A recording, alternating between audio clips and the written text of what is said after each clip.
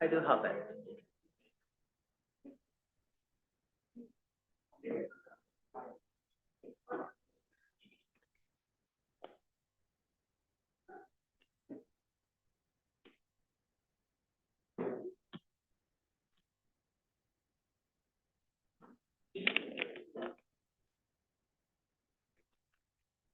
Can I use the AC for charging?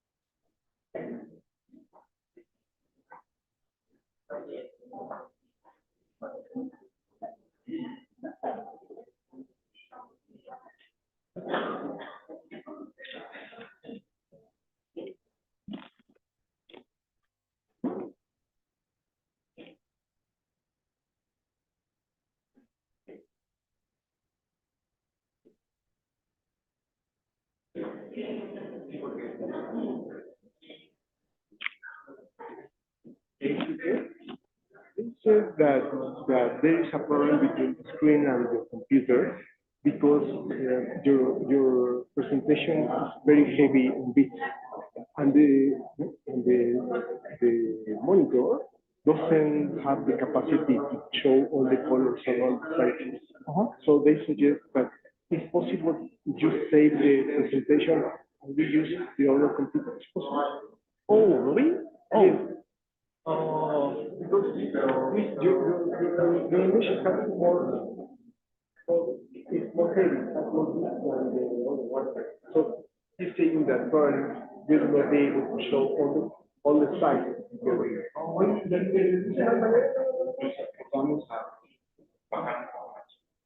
¿Y la baja aquí? Sí. Sí, También entró. Hay que mandar nada.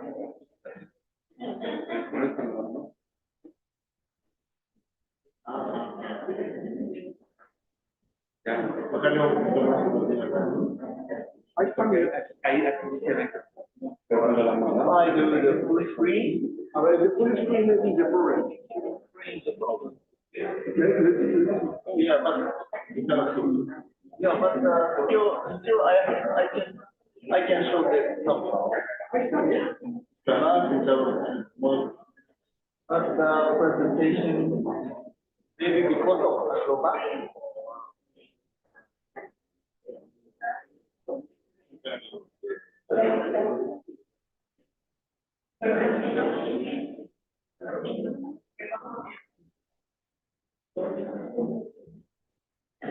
Oh yeah. Now it just works.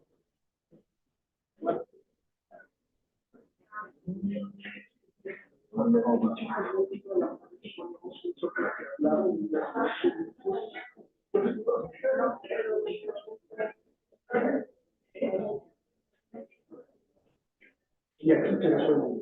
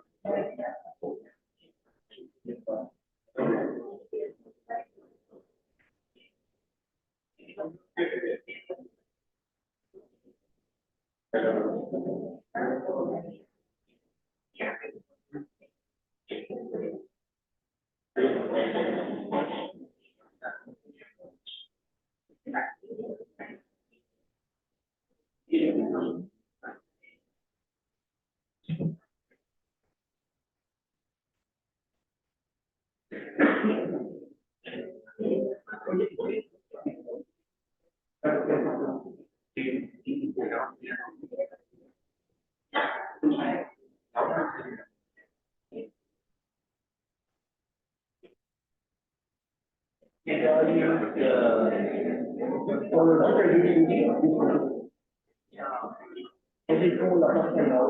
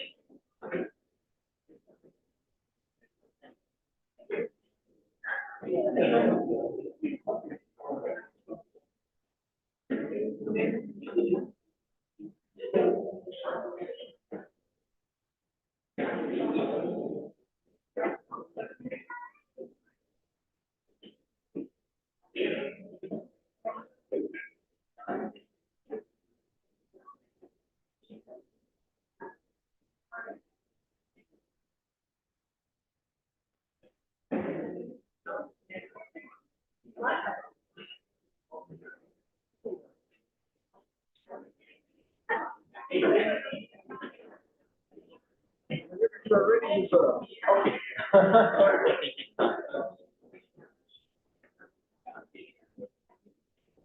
Continue. I'm ready, but unified. Yeah, it's okay. Yeah. I gotta do it. Okay, perfect.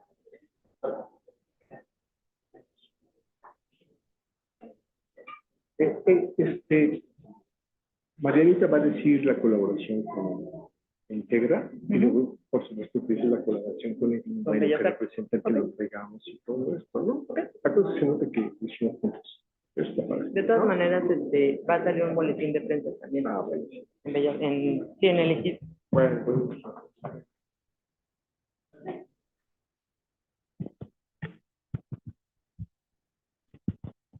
Ya. ¿Listos?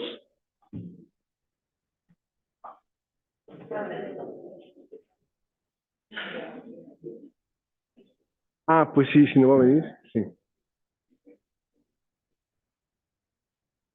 For the presentation, maybe we can change places because we are only going to present and then you can switch back.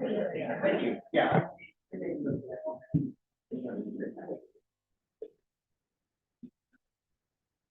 Una conferencia, ¿qué pasó?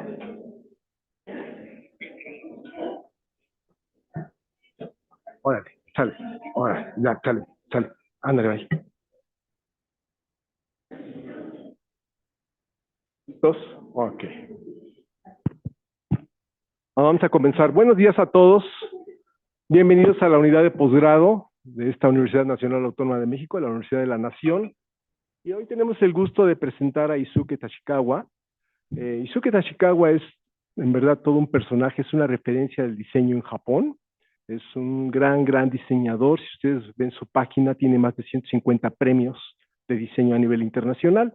Hace unos años fue nombrado el diseñador joven más importante en Asia, un premio que le dieron en Hong Kong de la mano con un prestigioso arquitecto que quizás ustedes han escuchado su nombre, que se llama Kengo Kuma, ¿no? Entonces, así de prestigioso es Eisuke Tachikawa.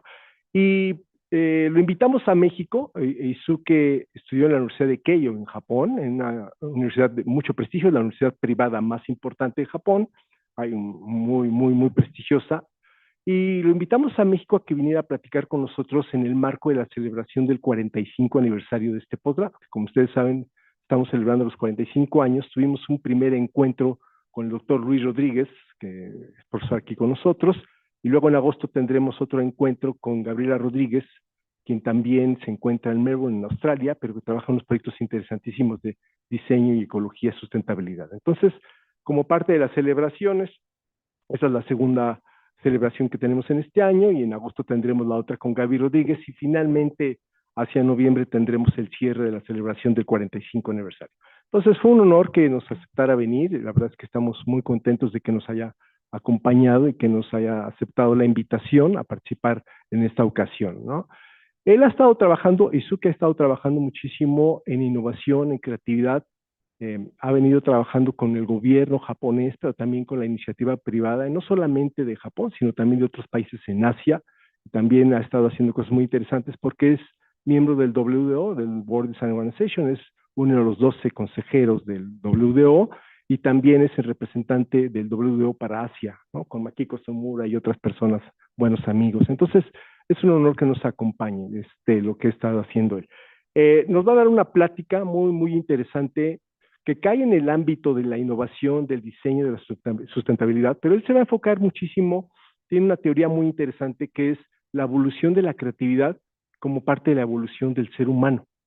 Entonces es una plática muy interesante, no es un tema que todo el mundo maneje, a pesar que es muy joven, ya tiene 3 libros publicados y tiene un libro de más de 500 páginas sobre él, sobre lo que está hablando él, que es esta parte de la evolución, la creatividad y cómo esto detona innovación. O sea, son temas que no muy comúnmente vemos en estas geografías, son temas más, si ustedes lo analizan, y es lo que hemos estado platicando en de Integra y en otros lados, si hay una parte del mundo que esté evolucionando muy interesante en cuestiones de innovación es Asia, ¿no? Es Corea, es China, es Japón, es Indonesia, es Malasia, es Tailandia, ¿no? Entonces se está moviendo muy bien.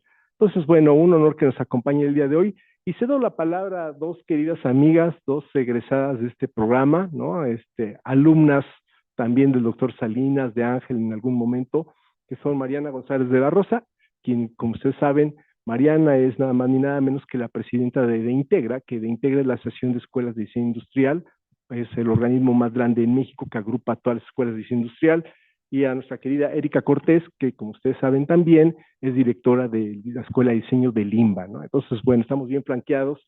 Nos faltó nuestra querida Brenda, que no alcanza a llegar, pero bueno, llegará en el momento. Entonces, cedo la palabra a Mariana y ahorita la pasamos también con Erika Cortés. Adelante, Mariana.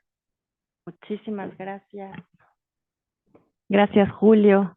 Estoy súper contenta de regresar a esta casa. Ya solté unas lágrimas por allá, por las oficinas, siempre es muy bonito volver a casa, la verdad. Y bueno, el día de hoy, en mi función desde la presidencia de Integra, estoy muy agradecida y muy emocionada de tener esta colaboración con el posgrado en diseño industrial, también con las universidades que pertenecen a Integra, como son Edimba y Bren de UAM Coajimalpa, quienes han sido parte de la organización, colocando sedes, colocando espacios que van a visitar a lo largo de la jornada que tenemos enfrente. Estoy más que contenta de recibir a Eisuke en México.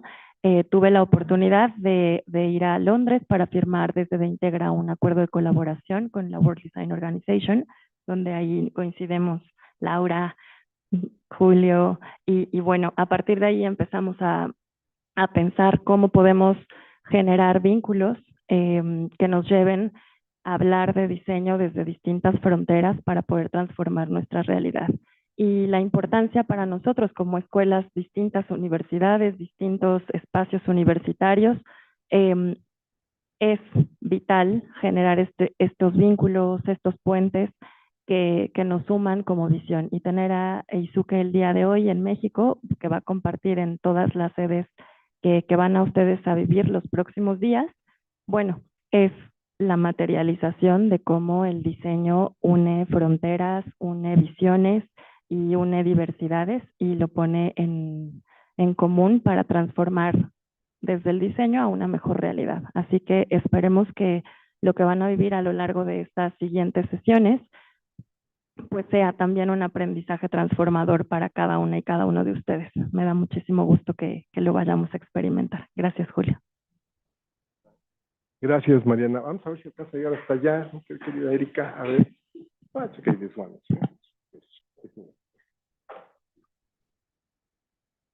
Bueno, pues está apagado, listo. Pues muchas gracias a todos y a todas por acompañarnos el día de hoy. Para ser un poquito más inclusivos voy a hacer esta presentación en inglés, ¿no? Para que el doctor se vaya conectando con nosotros. Good morning, konnichiwa. It's an honor to extend our warmest welcome to Dr. Eisuke Tachikawa, distinguished designer, researcher, and international reference in contemporary design, whose career has demonstrated the potential of design as a tool to address social, environmental, and cultural challenges.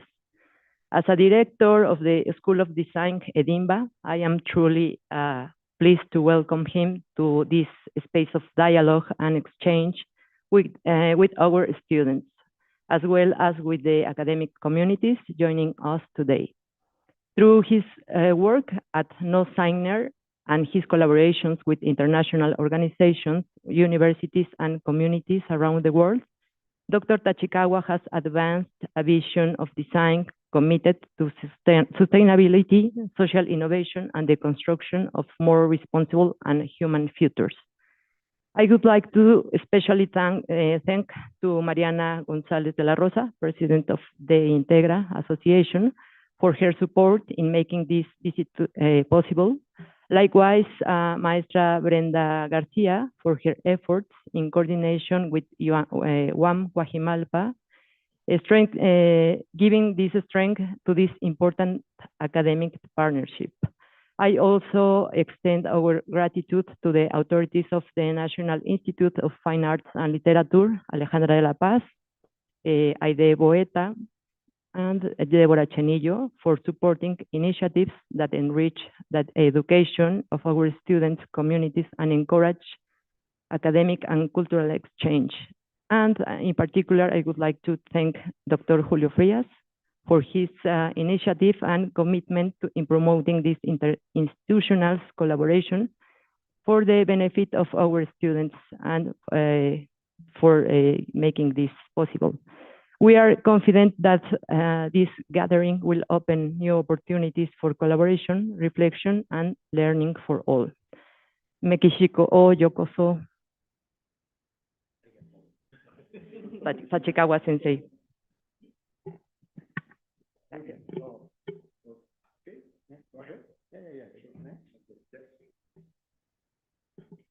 So, hello everyone. Thank you very much for having me here, and I'm really honored to be as a guest for this, conference. And thank you very much, especially Julio and Mariana-san and Erika-san, to be here together, and also Lola as a colleague of our design organization board member. And I'm really glad to be here, since not only that I really love Mexico and Mexican food, but also I really respect your culture, and I know this university is quite representing your culture itself. So I'm really honored to be a part of here. So yeah, let me introduce myself. My name is Eisuke Tachikawa. I'm running the design and innovation firm, which is called NOSIGNER. You see? Yeah. And I worked 4 years at the presidency for Japan Industrial Design Association, and currently working for design organization together with Lola as a part of the board member. So yeah, you can say, I'm just a designer, and originally the background is architectural design, but after that, I was curious that what is the difference between architectural design and industrial design and the graphic design, because everything is inside of this room already, and there is no kind of boundary between chair design and the space design. So I kind of get curious, what is design generally? Because come to think about it, it's really strange phenomena. Because no such species are there to design other than human being. So I start searching for what is design in my master course days when I studied in Keio in Kengokuman Studio, and I searched for the origin of the word design. Do you know the origin of the word design? Yeah, maybe Espanol is quite close to Latin. Yeah, so you may know that diseñare is the original word, and diseñare is to make sign. Yeah. So, but after I knew the meaning behind of design, of course I make sense one part, but I didn't make sense the other part, because design is of course something visible, something to show, something you can recognize. But good design is not about that. Like, that is many of the reason or invisible relationship behind of the form, why that form is that. Yeah, why is that form should be like that. So actually, I was curious such kind of invisible part of design, and put the name NOSIGNER to my design work, because I believe the invisible part is more important. And I define, and I found my own definition of design, like that is something making the relationship visible, to the form. So actually, such kind of processes of coming and go form and visible form and invisible relationship would be the importance. At the same time, like I found, actually it was already written in 1,300 years ago. Like the design, this is Chinese letter, but the meaning is design or something visible becomes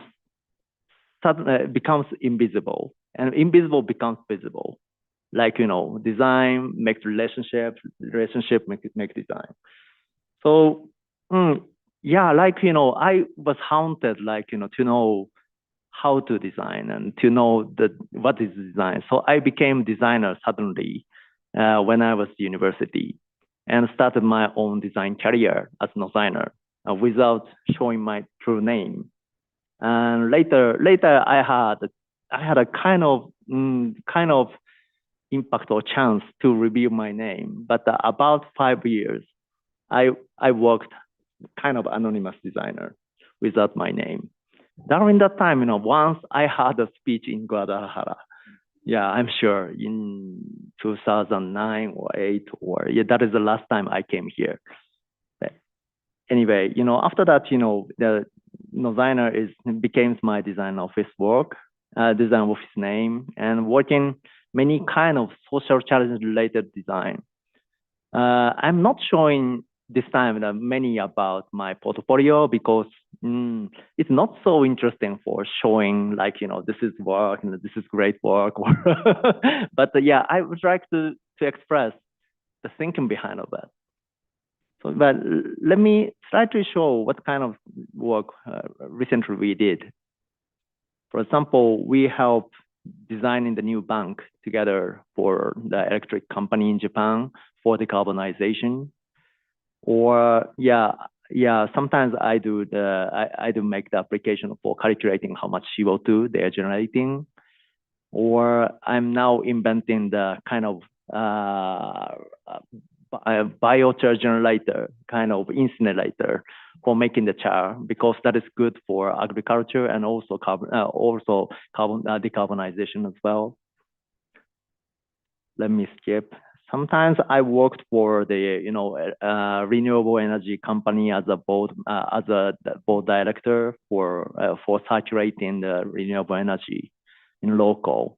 And I'm quite into the climate adaptation program and making the framework, which is called adaptment. Later, I will show it to you. Sometimes, of course, I'm an industrial designer as well.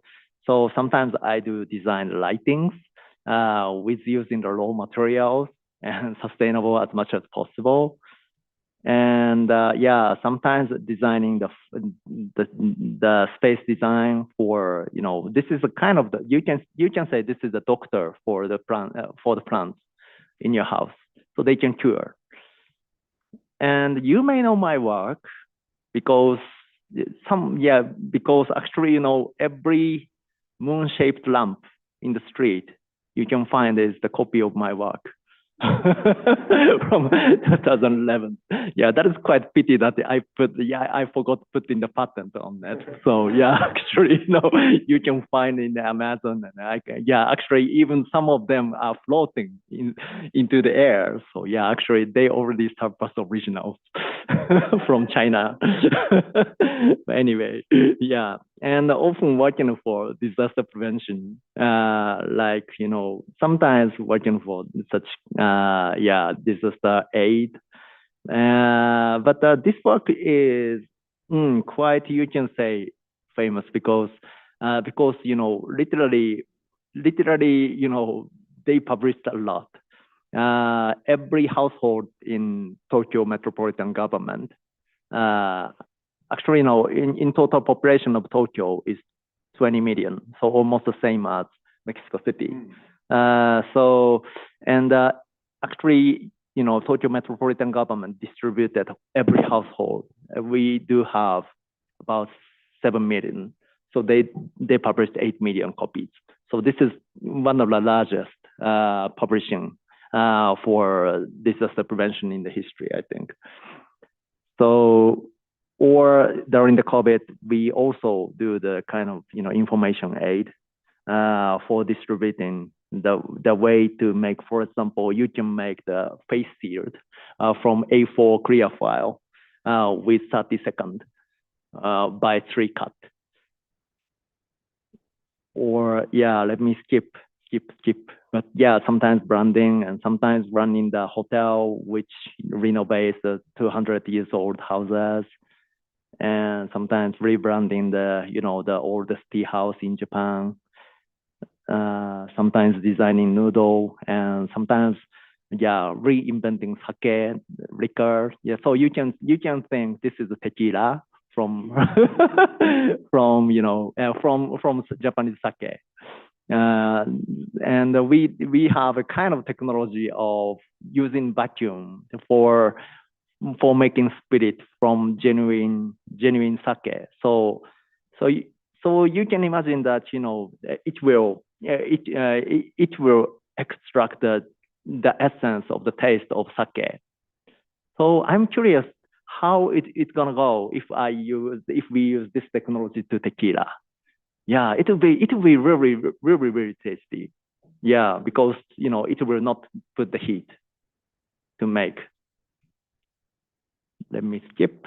Sometimes designing the branding for baseball team, local baseball team, or this is industrial design. Yeah, I invented a kind of drawer which moves two directions. Yeah, it's quite convenient to use, I'm sure. Yeah, let me skip. Yeah, sometimes designing the device, or yeah, let me skip. But yeah, let me introduce my office. And in the future, I hope you would visit in Yokohama. And yeah, this looks quite messy, right? Actually, my office used the discarded material which was generated on site. So the past tenant was demolished, and I found they had so much trashes in there. So I use it for renovating the space.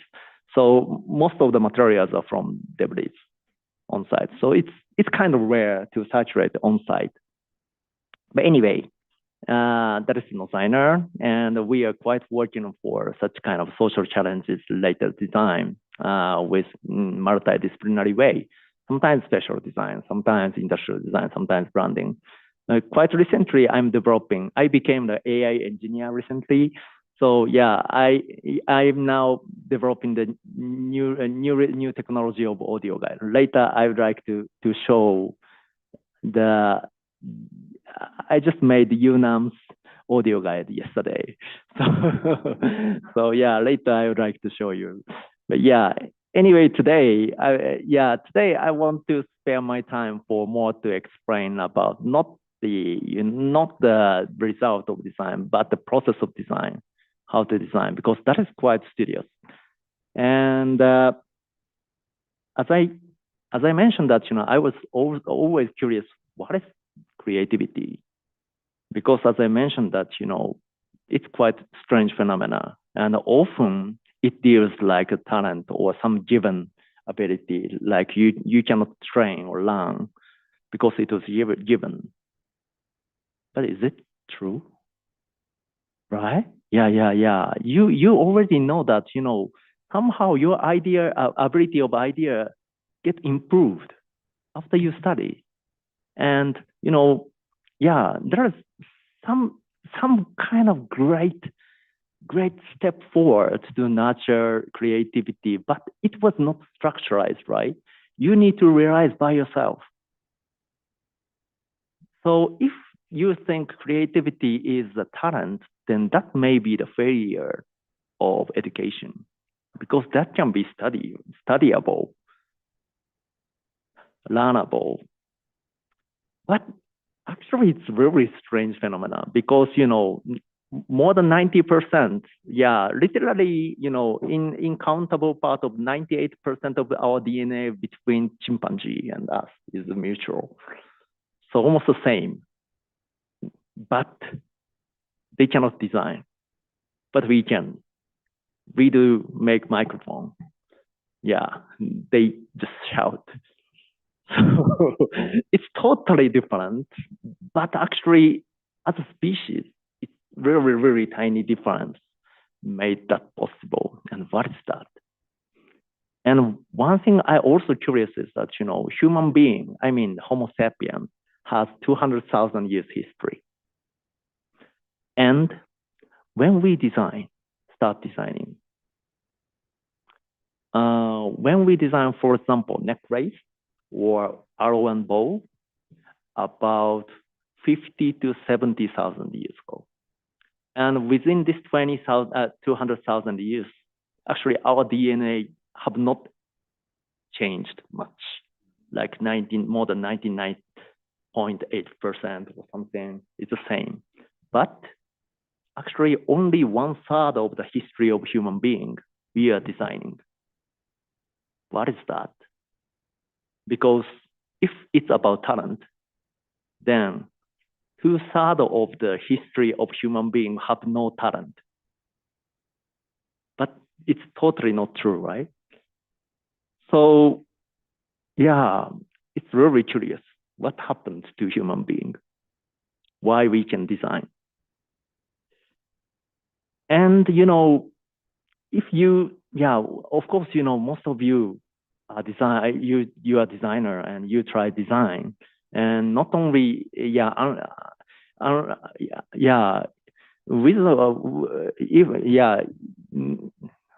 sorry that sometimes my terminology is confusing, but actually I believe all of us, not only designers, but not only artists, but all of us has the ability of creativity, and we are kind of good at that, all of us.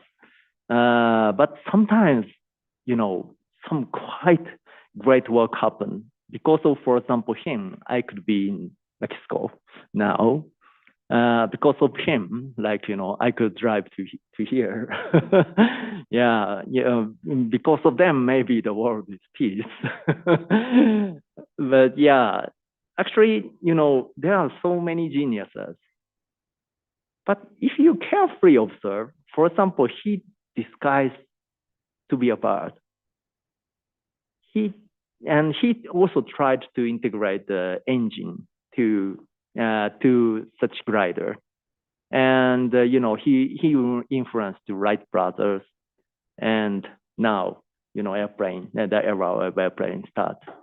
And he also he's not the first one to integrate the engine to horse car, but it's another integration. And he moved the P section to very private with integrated media. So another integration or replacement, or he changed the concept of bank to more people for switching the concept of trust, and he got the Nobel Prize.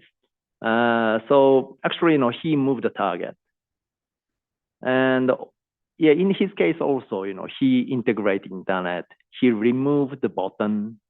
So there may have some reduction, integration, or switch, or such kind of patterns. And I was haunted by how many patterns are there behind of it. Because I feel that is mutual pattern of great ideas. And I found 9 patterns. Later I will explain. And in our age, we have many challenges. Like, we are losing biodiversity. We are in quite extreme, crazy weather and climate. And not only the other challenges are there. I would not explain in the detail, but so many challenges are there. Now, crazily, the computer is getting developing, and also the intelligence. Oh, computer. Intelligence. Oh, yeah. But at the same time, we are living in a quite happy and peaceful world. We do have so many of stuff. More than the king of Netherlands in 200-300 years ago. But we do not care about where it's from and where it will go. So of course we cannot continue this. So we need to design many of the things, redesign many of the things. Other things this situation, is quite challenging and hopeless. But as an individual who are living here, actually we are very, very lucky, because if there is no Demon King, there is no, gladiator, or there is no 유샷 in English. Yeah, then there is no warrior to fight. And also we do have actually more than double lifespan compared to 300 years ago. Double. Actually, 200 years ago, I've heard that, average lifespan is 36 or around years old. So yeah, maybe the half of us pass away. Yeah, including me. So yeah, actually we are very, very lucky. We have double lifespan, we have worthiness, and we have challenge. So why not to redesign it? Because yeah, actually, this is quite a chance. And also, to make such kind of shift is about creativity, I believe. So creativity is sometimes harmful, but creativity can be the only cure for change situation. So I really would like to know what is the creativity and how to nurture it. And one hint I got is actually only one phenomena which looks like creativity in the history of living organisms in this 4 billion years is evolution. It's very similar. We often quite got inspiration from natural designs, right? And we feel, oh, nature is the best designer. And that's true. But actually, in natural science, by chance that, evolution has no designer behind of it, but it's natural phenomena without designer. So, but their design is good, better than us. So there's a way to design better way without any intention or designer. So that is interesting, right? So I was quite get haunted by the concept of evolution and learned evolutionary science. And I also try finding the system behind of it, mutual system behind of evolution and creativity, and wrote a book, make a kind of, for the first workshop. Today, I would like to slightly explain about it. And that is evolution of creativity. And I wrote the book later. And thankfully that this got the highest academic prize in Japan in humanity field for the first time from design, and became the Amazon's bestseller for business, generally business category in Japan, Amazon Japan. It's translated in Chinese and Indonesian and Korean, but not yet in Spanish. So I really, hopefully, I would like to, to publish it in the future. And I'm teaching this methodology to many corporations. Yeah, like.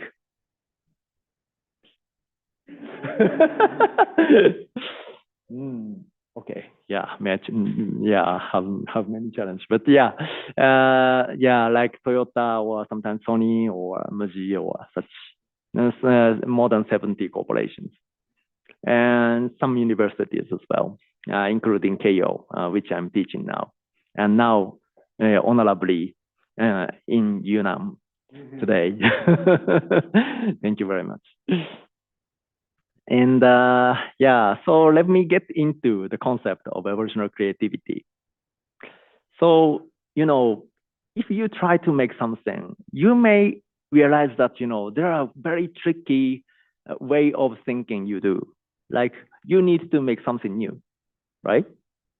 But at the same time, it needs to be adapted to the situation.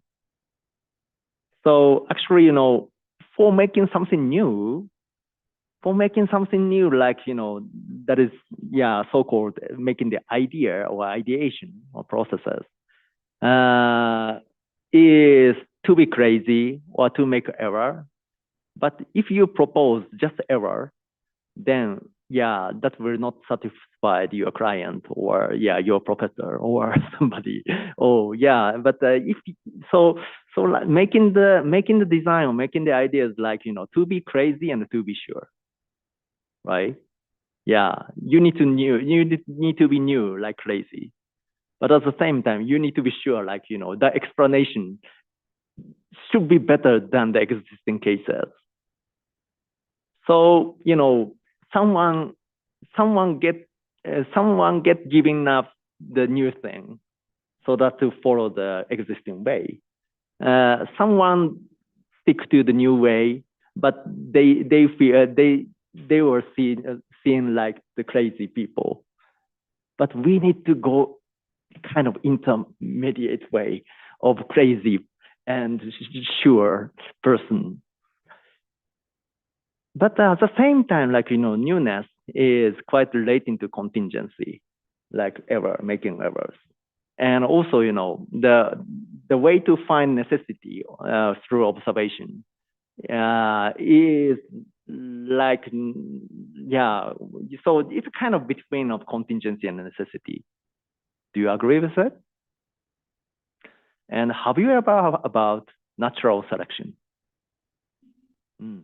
Yeah, I'm sure that you all are quite good at study. So yeah, please remember science class. Yeah, please remind science class that there was one great scientist whose name is Charles Darwin, and he wrote the book Origin of Species. And before that, he wrote a paper. But yeah, in that book and the paper, he proposed the process of natural selection. And basically, that is this is a diagram of natural selection processes. So yeah, this is a kind of brief explanation why evolution is happening. So for example, happening such adaptive evolution,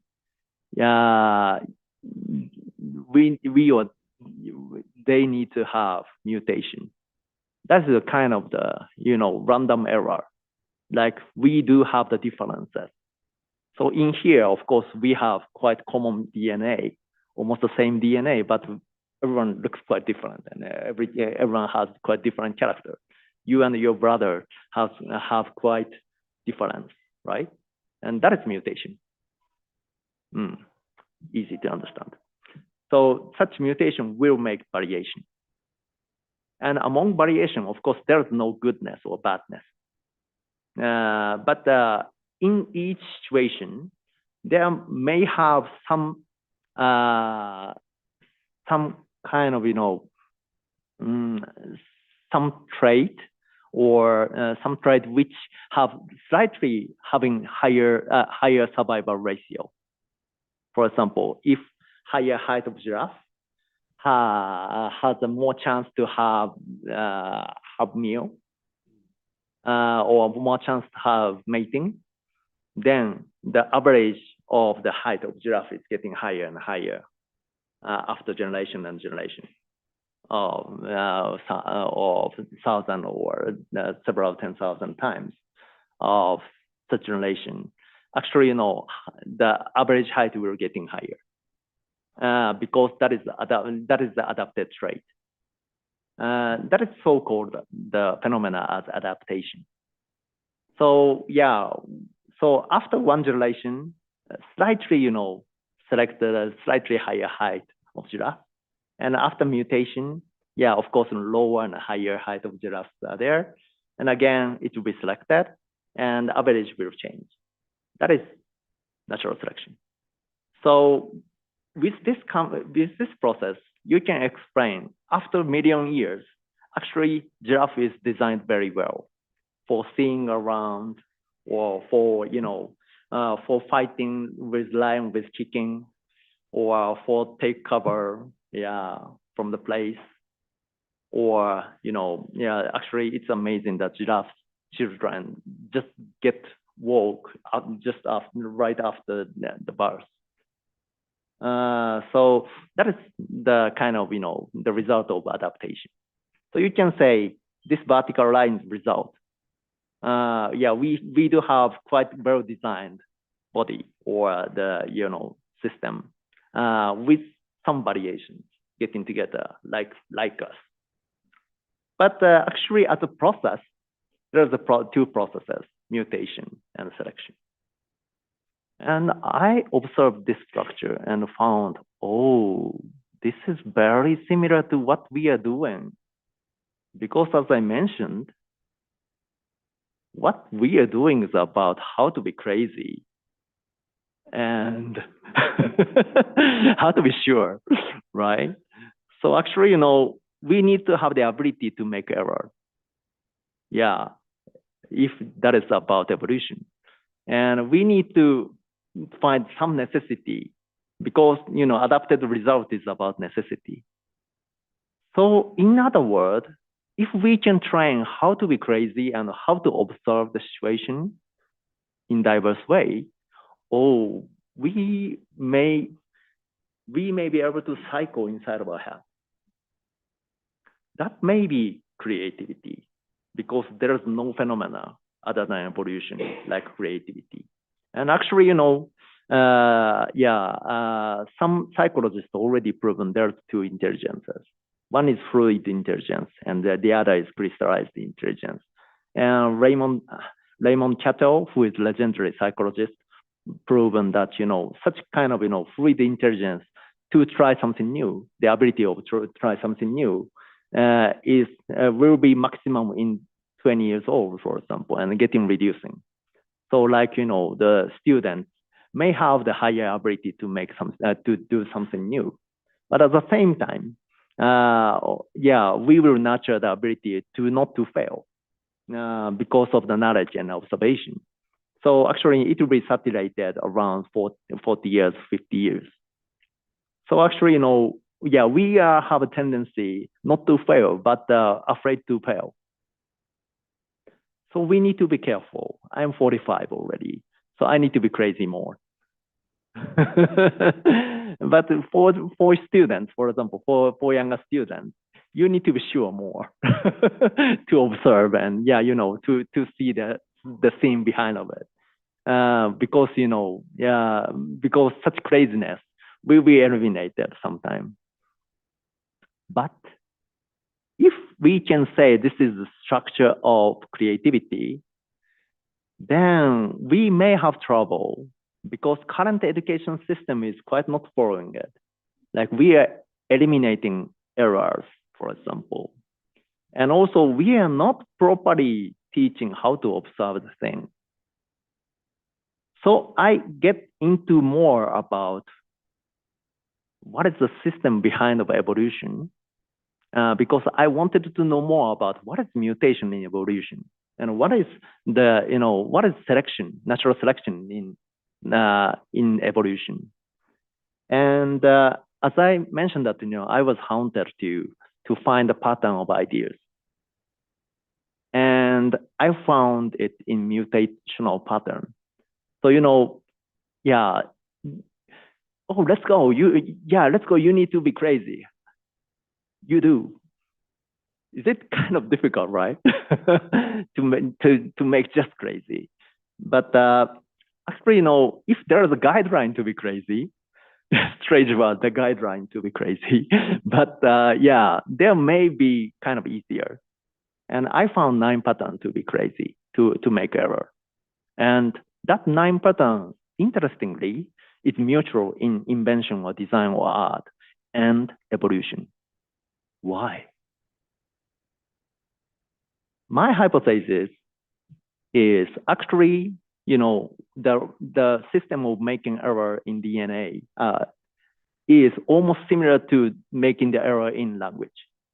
So actually, every kind of craziness in our society may be the misunderstanding of languages. For example, forget to say something, say too much to your boyfriend, or saying multiple times, or sometimes the meaning can be flipped in different way because it has structure of languages. This is DNA, but actually totally same structure as languages. So for example, if you count how many numbers of language errors, then you can find good ideas of design. For example, some ideas in evolution is saying too much. For example, the beak can be quite different shape, like big beak or small beak. It's like you can make the bigger version of iPhone, right? And oh yeah, here, let's make it bigger and make it great sales. And assimilation, yeah, this is kind of adaptation, but that can be assimilated to the situation. For example, something shaped something like robot shape, dog shaped robot, right? So this is kind of assimilation. So if it has a quite assimilated shape, then that will be adapted, like lighting, moon-shaped lighting. Or sometimes they will lose the leg. Actually, the snakes are lizard before, but they lost the leg. And you can say, this is a kind of horseless horse car, or this is the microphone with cord, but there's cordless microphone, right? And this is cordless phone, right? So actually, something less something often happens. And sometimes, the new invention happens just to be accumulated. Many of the things, like each individuals have each individual have no ability to survive from the attack of the larger fish. But if they accumulate that, of course, not everyone will survive, but they will survive the gene. And often we do accumulation, right? Like accumulating thread, accumulating lighting for making the display. Or we do, often, they will survive in different positions, and they will survive the for example, cultural design also will move to the different categories. Like for example, Japanese calligraphy brush survives because of the boom of the makeup brush. Or you can switch sometimes. For example, so for example, in onigiri, you can switch the ingredients or tacos as well. So it's a kind of the combination of paste and tortilla, right? So actually, paste, paste can be anything. Like you can put the Japanese miso on it. I'm sure it'll be good. So so actually, such kind of substitution often happens, and often separates. Yeah, like many of the separation can happen, like the room itself, or the wear, or the shoes, or or the case, or many of the invention is for separating something to something, or often inverse the thing, like reverse the thing, like you don't have to walk up the stair, but the room itself can move, right, to go to upstairs. So that is like reverse, and often integrates as well in nature and in invention or design, like curry and noodle. Curry is very infectious, right? Everything can be curry taste. Not so many in Mexican. But such kind of patterns are there. So if you can train each of the way of thinking. Like, for example, you can train the reduction way of thinking. Like, how to remove the detail. or you can train the integration thinking, like how to get the cup to the mobile phone. Yeah, it's quite not easy to use, and you cannot put the washing machine. But yeah, I don't know the function, but yeah. So anyway, it can be a kind of good guideline to be crazy, for finding new ideas.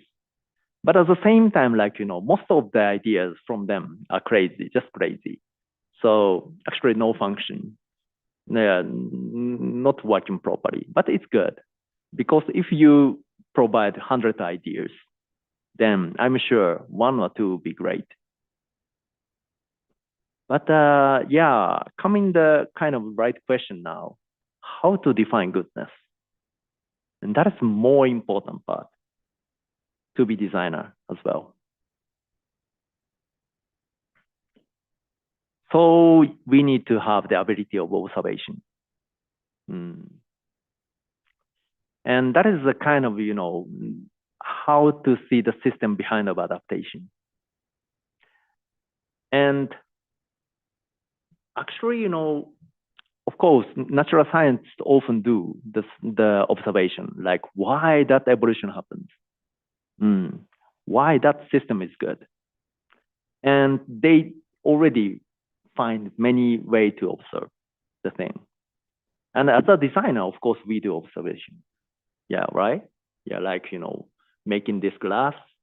Yeah, we need to know how to make it, for example, or why is that detail needed, or who is the user, what is the market and market size, or, what kind of, good masterpiece of this, the design of glasses over there. So have you ever count how many observations we do usually? Yeah, many, of course. Yeah, as a designer, we need to do many.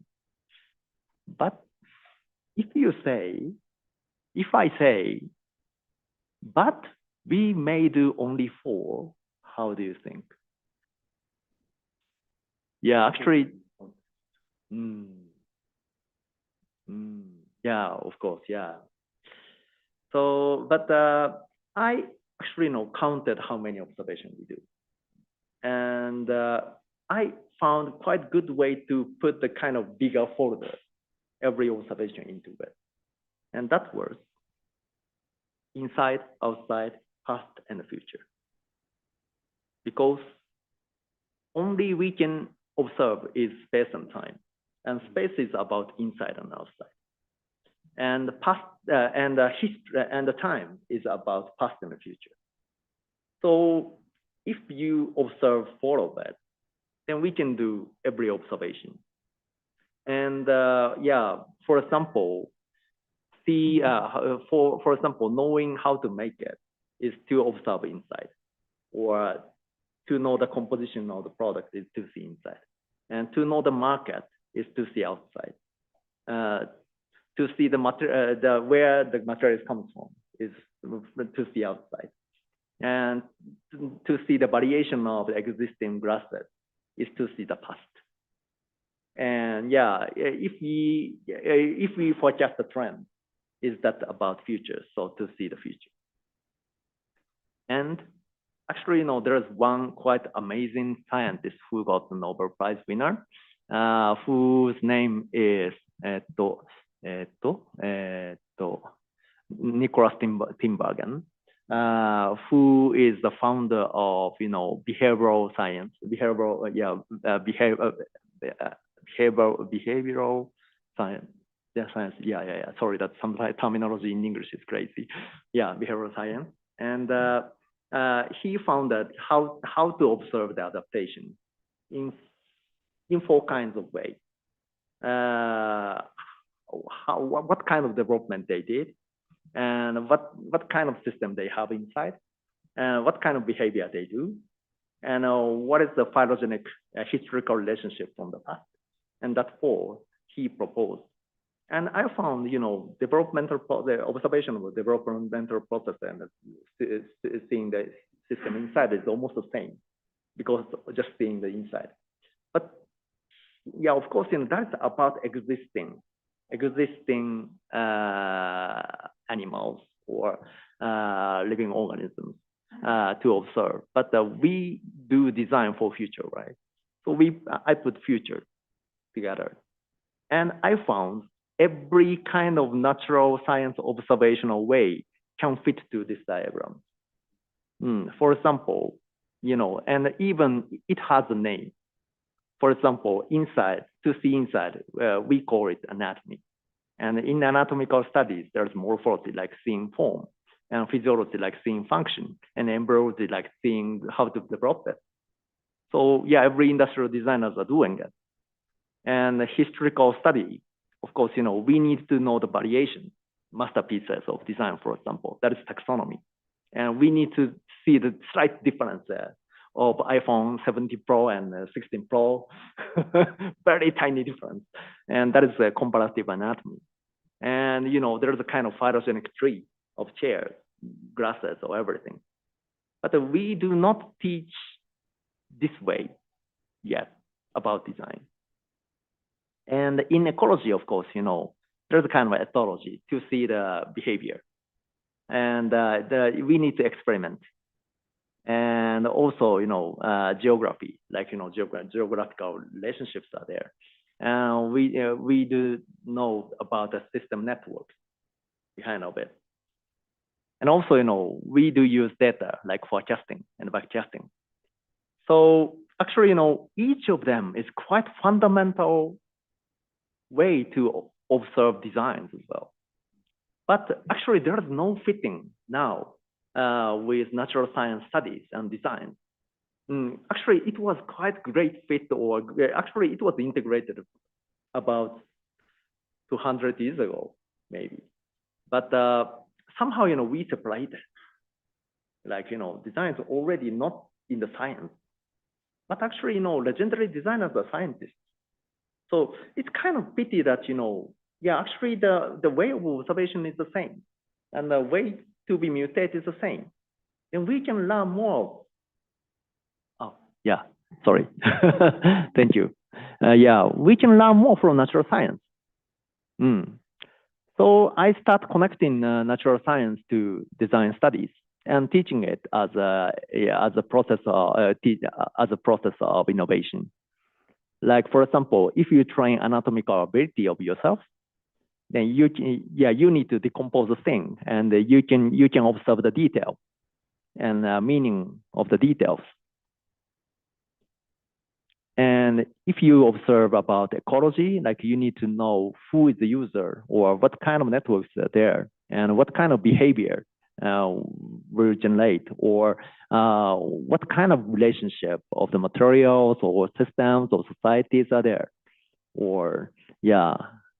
So also, it's also quite connected to economy, but also ecology, of course.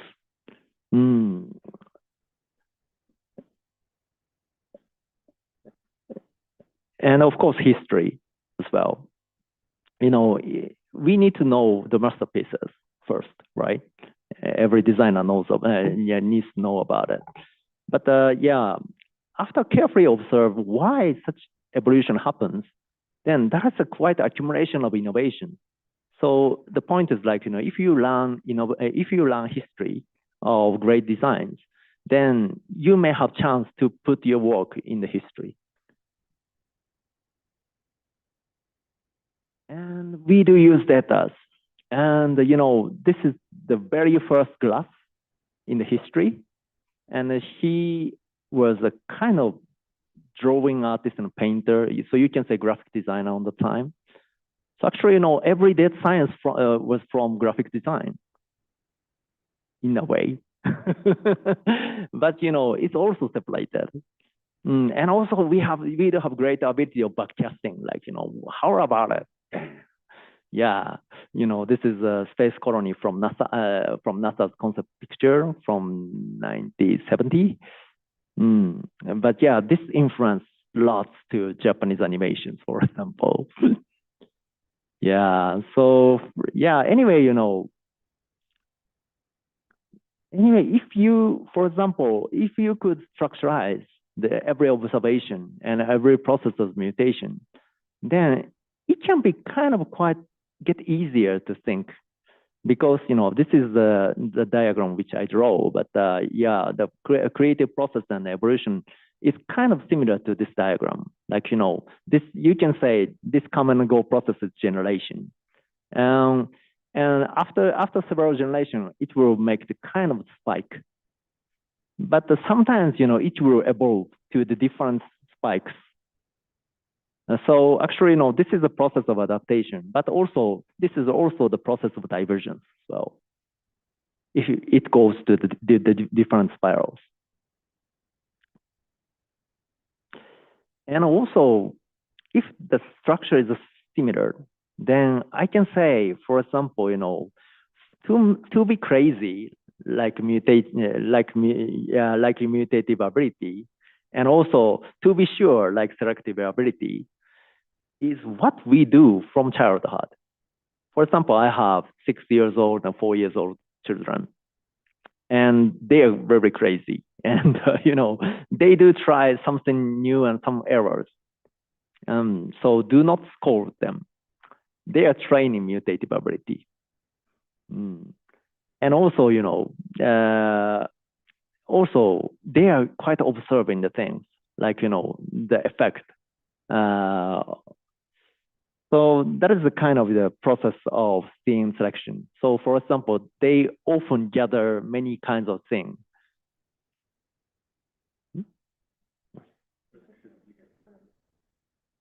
Yeah, so actually, one thing I would like to say is actually this process, actually every process of creativity is quite similar to how to play.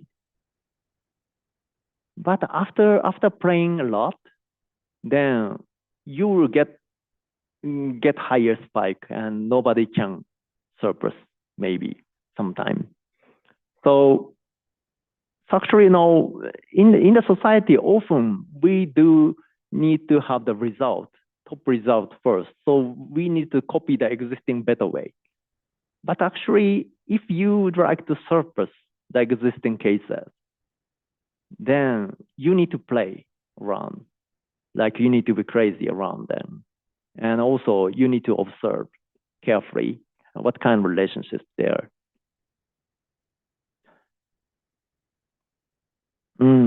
And now, again, coming back to the topic that we do have many of the challenges. So actually, in this phylogenetic tree of evolution, human beings are around here. But actually, we are cutting off the many relationships now.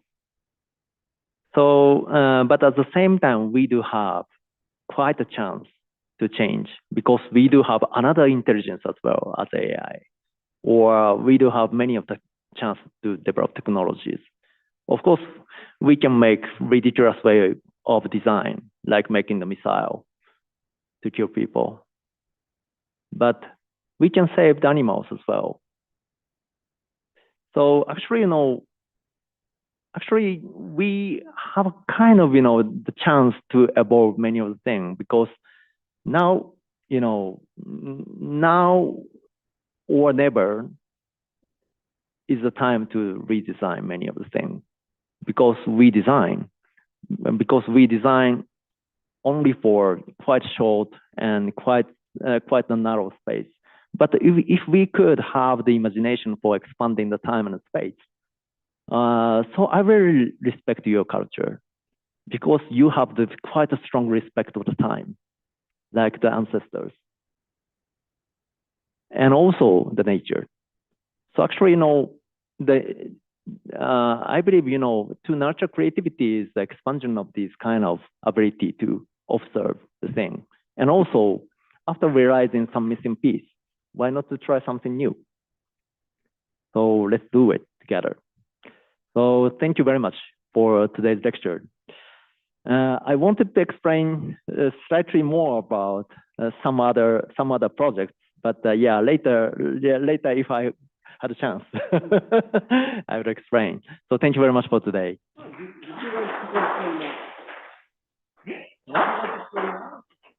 Okay.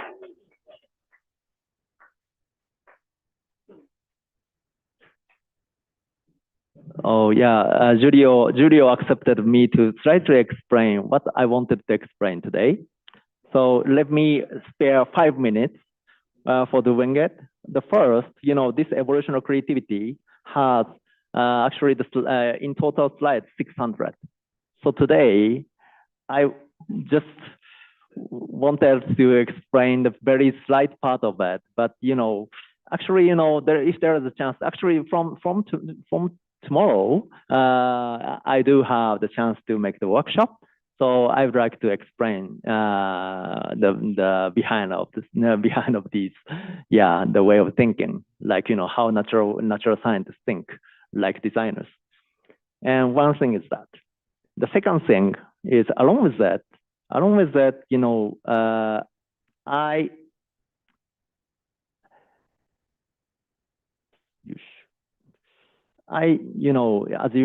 I slightly mentioned that I started climate adaptive city development processes as called adaptment. And I'm teaching it for, making the sustainable cities now. So if some of you are curious about how to adapt the city to the nature, that is my theme now. So please let me know if you're curious about it. And currently this climate change adaptation is quite a world theme. But actually, adaptation is for everything. So it's quite complicating. So actually, for making climate change adaptation, for tackling climate change, we do have kind of two measurements usually. One is mitigation measures. The other is adaptation measures. But actually adaptation is about evolution, as I mentioned today. So we can learn from nature. So actually what we are making is to structuralize how to resilient the community and cities, along with how to make the body and how to nurture the behavior, and also how to read the land three-dimensional way. So anyway, that is the second one. And the third one, and maybe it's quite relating to you and UNAM as well, is that quite recently I was quite haunted by AI and became AI engineer, and developed the new AI technology of audio guide in this half year and patented already. And actually, along with that, making with it, you can make the quite high qualified audio guide. This is working in browser, but a quite high qualified audio guide with quite short time. And so I started a new startup which is called Udio, and I made the audio guide of UNAM today. So, and I'm sure that you are curious the meaning of this, right? Do you know that? Yeah, you may know, but Biblioteca Central. El mosaico del universo en sus cuatro fachadas. En 1952, un pintor decidió abandonar el pincel. En su lugar, eligió piedras naturales recogidas a lo largo y ancho de México. El rojo venía de los desiertos de Sonora, el verde de las montañas de Guanajuato, el negro de los valles de Oaxaca. Juan O'Gorman sabía que la pintura no resistiría siglos. Por eso decidió triturar la tierra misma y adherirla a los muros. Una caja de piedra colosal, sin ventanas. El cuerpo de acervos de la Biblioteca Central se eleva como suspendido en el aire, con la altura de 10 pisos, y sus cuatro fachadas. So, quite recently, yesterday, I traveled around Mexico City together with Dr. Julio, and I found, Mexico City's museums have almost no audio guide.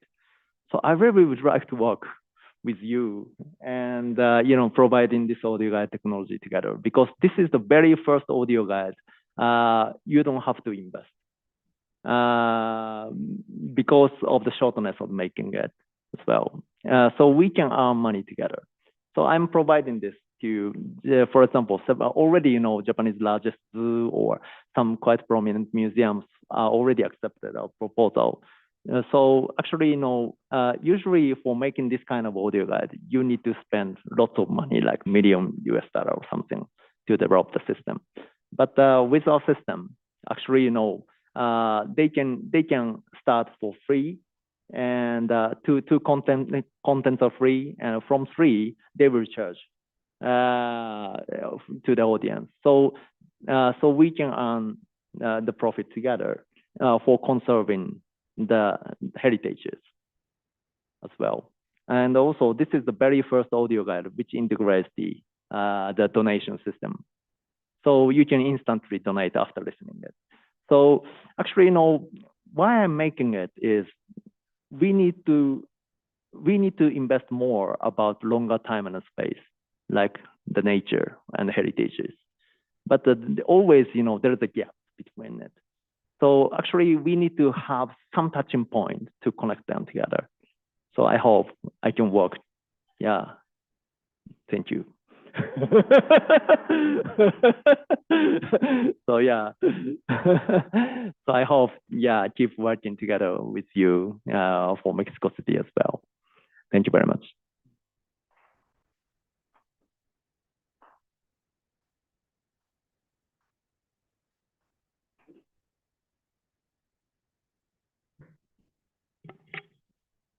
Thank you so much. Bueno, vamos a tener una sesión de preguntas y respuestas de parte de la audiencia. Quien tenga algo que preguntarle a Eisuke. Aquí.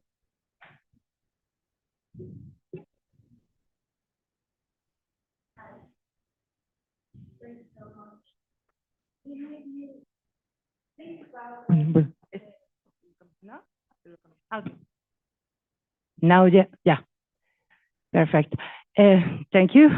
But when you talk about creativity and the evolution, I realized that you have a very important point, because the artist formation and the early design formation in the 19th century, for example, was for copies. No, you have a copy of a great piece of Roman Empire, things that, you know, British Museum and imperialism, but there is no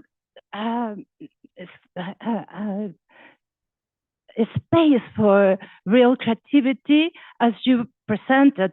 But another way, the greatest explorations and the discoveries of the 19th century was about the travel, no?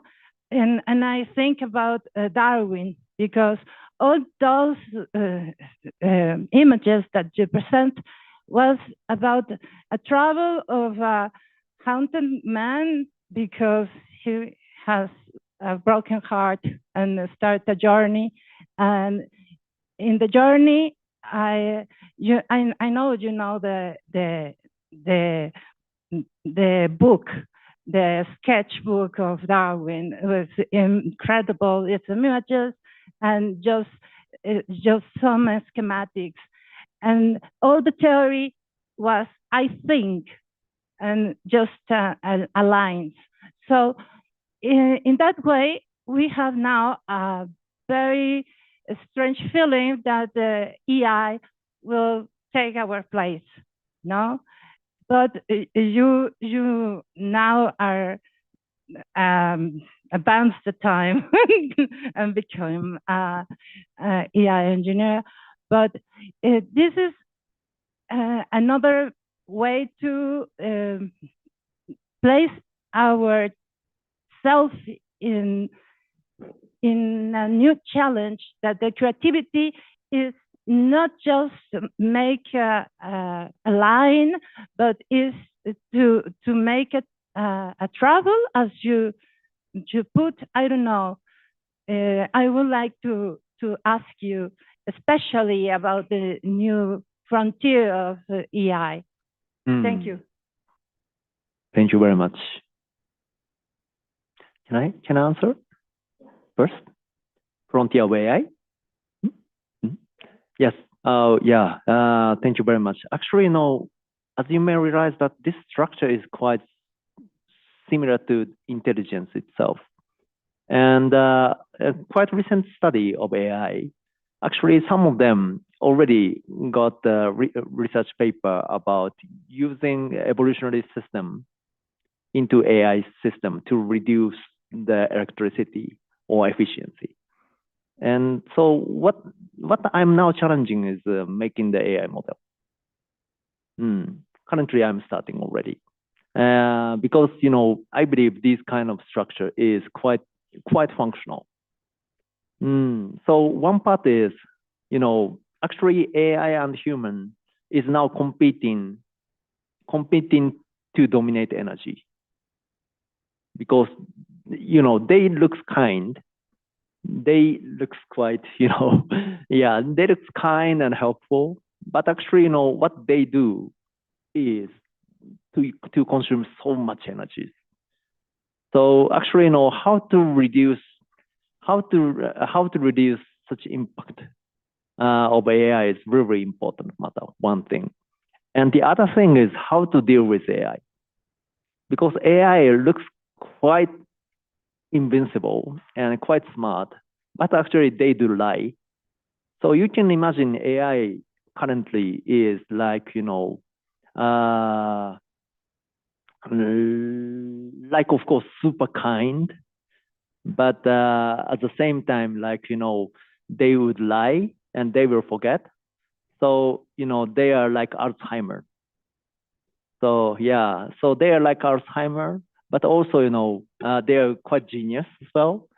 So actually we are talking with Alzheimer genius all the time. So there's kind of misunderstanding or mistakes, so many mistakes behind of it.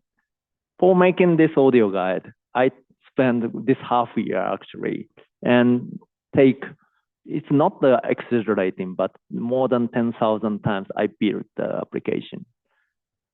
And within that 10,000 times, actually 7,000 times is to fix the bug, to debug. The point is they do such errors. So we need to nurture our own kind of critical mindset of the result of AI. After you, for example, direct them, they will help. But they're like, they're like quite cheap restaurant now. Oh, hungry? Then you have it. Yeah, this is tacos. But it's not like good tacos always. Right? So actually, you need to teach what is good tacos to them. And that is the kind of interaction of our, that is our role in a way. So actually, we need to nurture ourselves to observe the result of AI and what part is different. And for that also, I believe this methodology works quite well because that is genuinely about how to nurture observation. And also you need to project and cast the new perspective to them.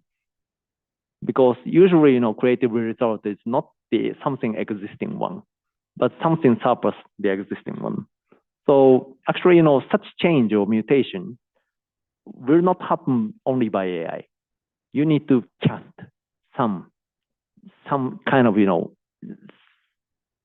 some chance or some stone or some tipping point to AI to change their mindset or from existing point of view to make something new. So that is human role as well, as of now.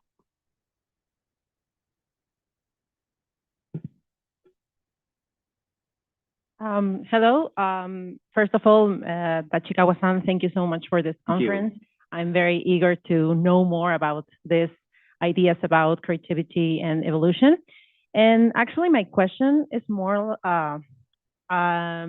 it's more like a second level problem, maybe, because this is not a question about understanding creativity and evolution, but every time, like, I'm very excited hearing and listening about all these great ideas and how to improve our society and all our modern age problems, including AI, including obviously environment. But I'm always worried about of how to translate this to everybody else, because obviously we are here all gathered and very conscious about these problems, but how to translate this to the masses who don't necessarily have the tools or the, obviously this is a creativity problem because we have maybe the responsibility to take this knowledge to everyone else, but I don't know, maybe it's just a question of what's your standpoint of how to take this, how to make people get interest in this kind of problems or issues? Yeah, so that is quite a deep question. And that is why I believe we need to nurture, or we need to make creativity education as usual, as basic.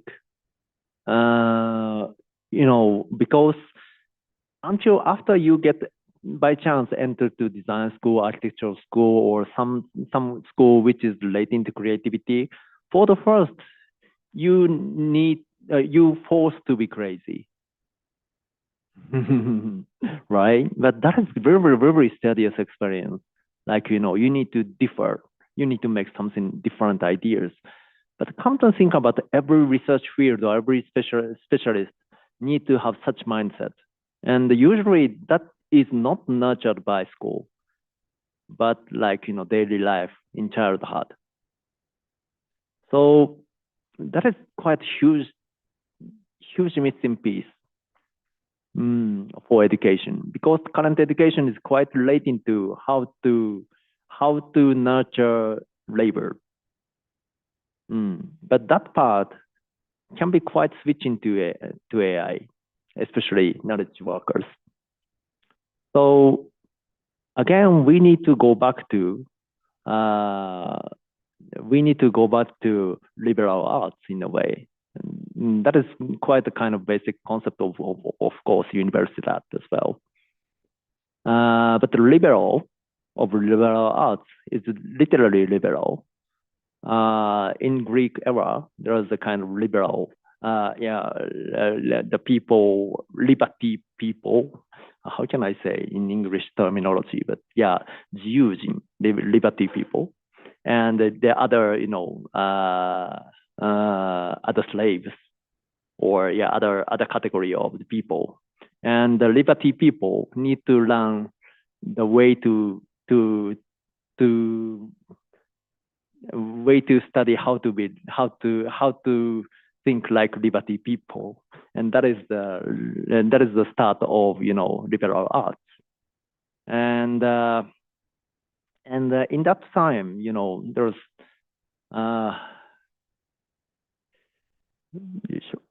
let me try finding it.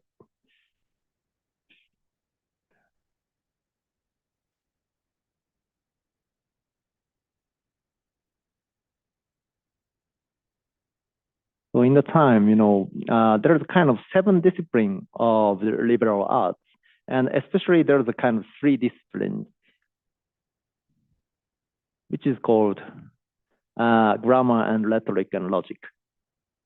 And I believe, it's already 2,000 years ago, so we do not know what is the kind of true teaching behind of it. But rhetoric is about how to present the idea, and logic is about how to find the reason behind of the idea. But what is grammar? It's not language, but grammar. And I believe that is the study to be crazy, I think. Because as I mentioned, the 9 pattern of craziness or mutation is from grammar. So maybe, these 3 are quite fitted to the evolutionary system.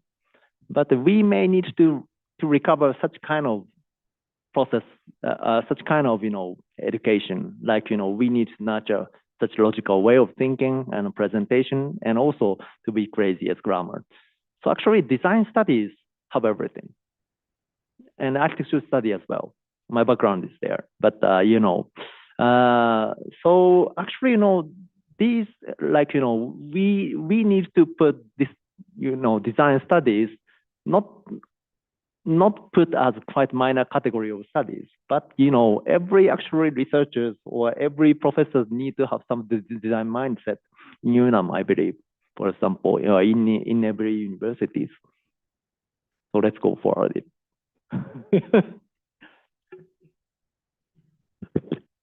Aquí enfrente, gracias. First of all, thanks for the knowledge you are sharing with us, Tachikawa Sensei. So my question is related for the observation metrics you share with us. The 4 areas, the 3 more manageable are anatomy, ecology, and history, because they are science. They're more established in a point of view. But for me, the challenge is in futurology, because in a world that is so biased and with post-truth, fake news, it's important for designers and researchers here to really spend some time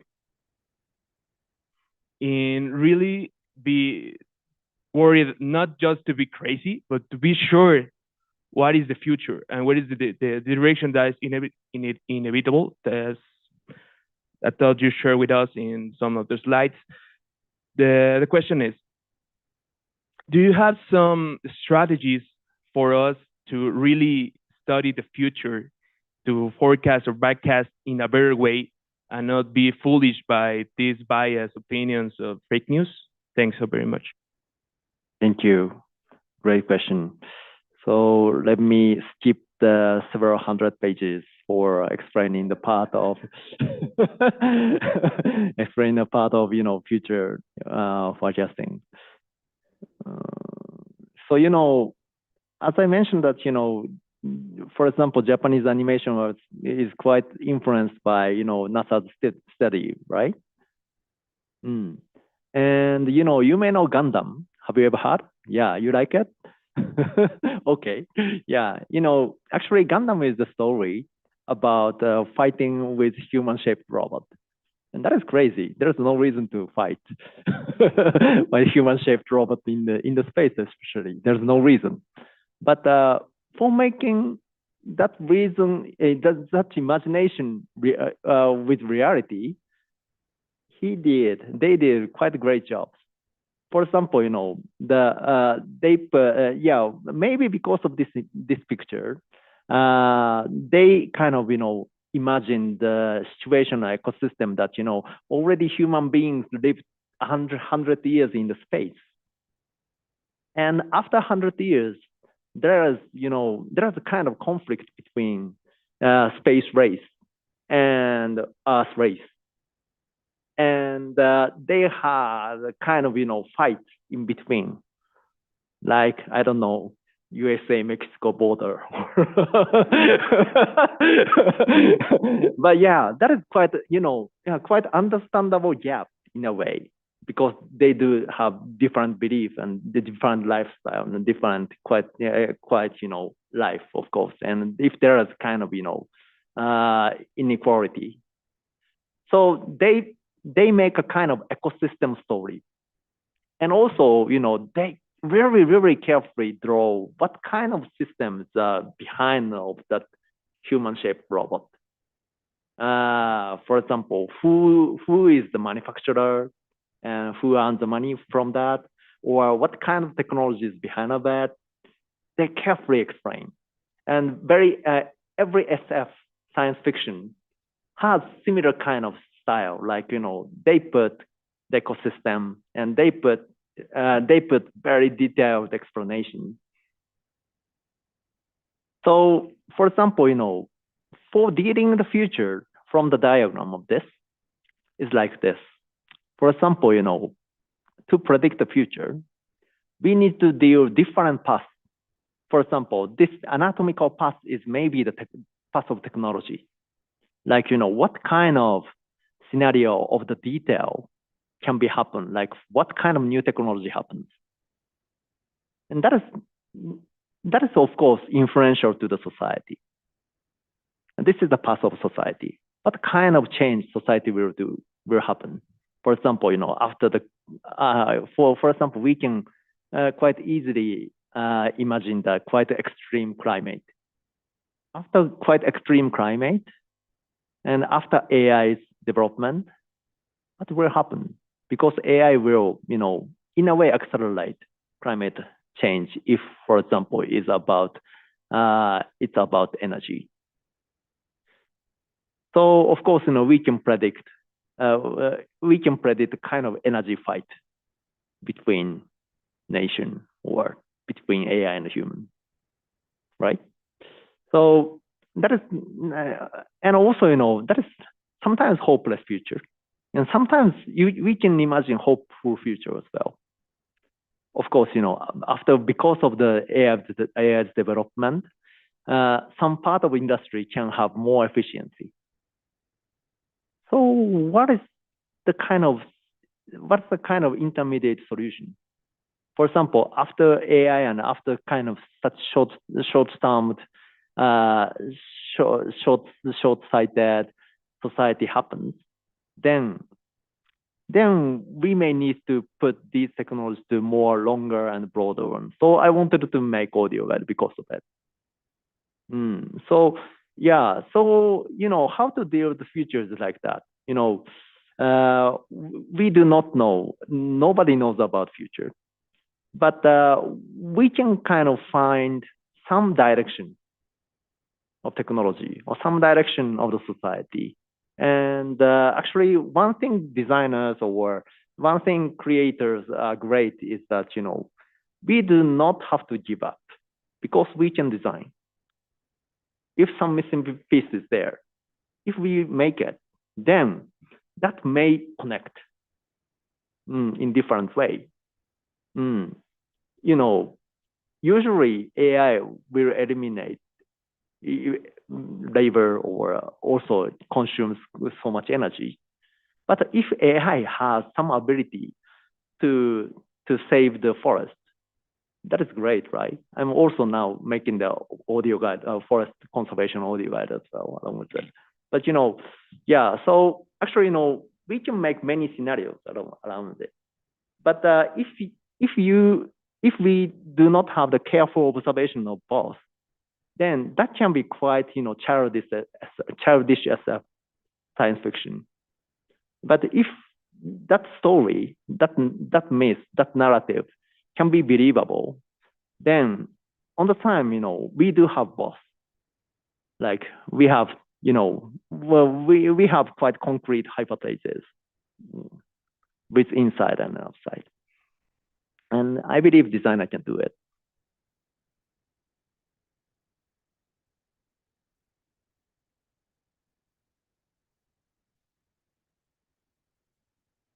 Sensei, tenemos en México 500,000, si alguien le traduce, por favor, 500,000 de empresas que están muriendo. Mi pregunta es, ¿qué haría usted con una hoja de maíz y 90 días?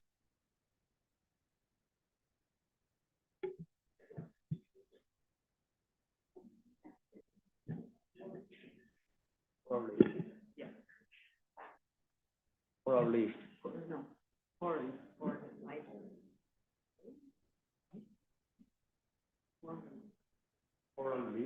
In the sea? No. Like this one.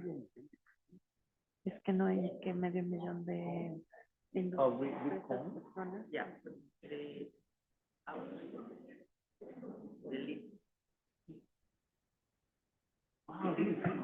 Leaf of the corn. Oh. Well, thank you for very interesting question. Y si nos hiciera favor la traductora de traducirnos en castellano, por favor. Okay, yeah. For the first, I need to know more about corn leaf. So first thing I should do is to eat corn and to observe the materials first. Because in any project, I believe, I believe we need to be inside of it. Like, if I'm quite far away from corn, I cannot imagine any kind of new good idea of corn. So if I do think about new idea about corn, actually, I put corn as much as possible to my life first. And also, I will research, and if there is a chance, I will go to the, for example, corn field and see what kind of, how they are removing, how they are throwing away. And currently, I'm helping reinventing biochar for biochar incinerator. And I do the kind of small startup for it. And biochar is really good for agriculture as well. So actually, maybe the corn leaf is also good to make the biochar for nurturing the next corn. So that may be the first thing I imagine because I'm doing it. But yeah, of course, corn leaf have some possibility for making craft or have some possibility for use in different way. So actually, yeah, we can explain along with it. Like we need to know what is corn leaf, and also we need to know what kind of usage was in before. And we need to know what kind of situations are there behind all that. And we can build some data around if we do some if we have some hypotheses. So, for example, along with that, along with the 9 pattern of mutation. Perdón. ¿Podríamos saber lo que nos está diciendo? Porque si se alarga, va a ser más difícil la interpretación.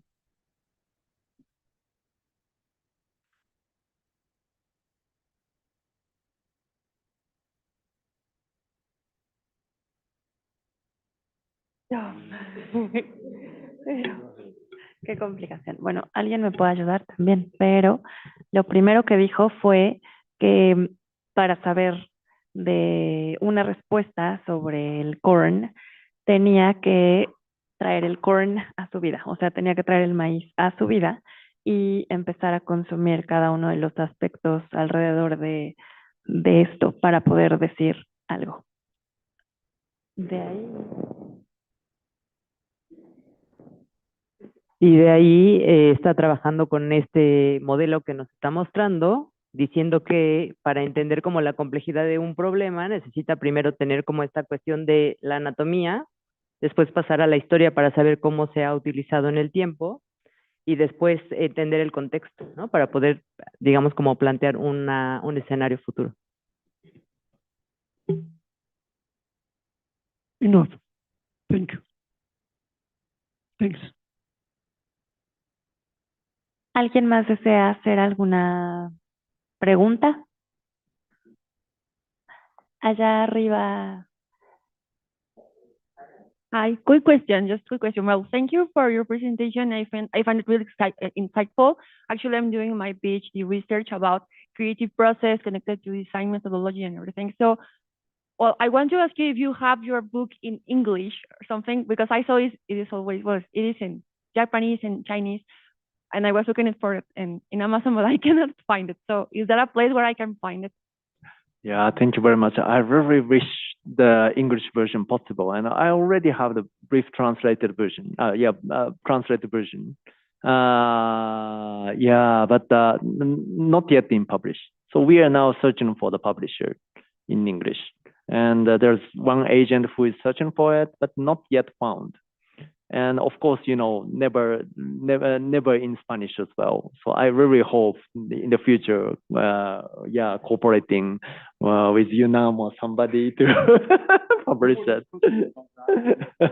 We were talking about trying to do a collaboration between the Integra and the UNAM in order to publish this kind of books in Spanish. So if we can do, of course, we will let you know. Thank you. Actually, this methodology, once I wrote a paper about it, and presented in a World Design Assembly in Tokyo. So actually, you can search evolutionary creativity, and also, inside of my website.